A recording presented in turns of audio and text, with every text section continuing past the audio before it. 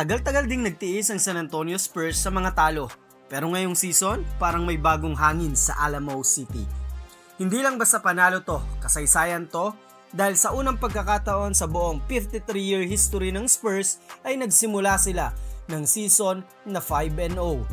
Sabi nga ni Devin Vassell, tired of losing, 6 na taon na siyang nasa Spurs at ramdam mo sa boses niya yung gutom manalo.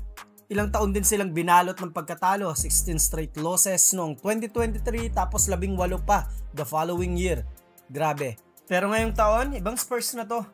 Isang batang core na lahat halos ay under 25 years of age at ang leader ay ang 7'4" na alien na mukhang handa nang ibalik ang glory days sa San Antonio.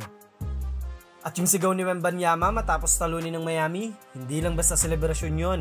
Maririnig mo sa kanyang sigaw ang parang exorcism ng lahat ng taon ng kanilang pagkatalo.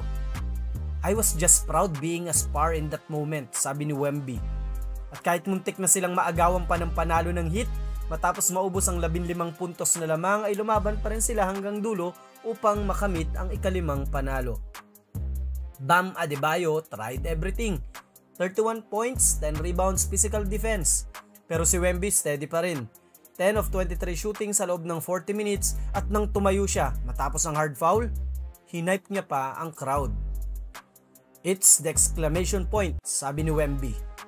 At oo, parang sinisigaw niya sa buong liga that the Spurs are back.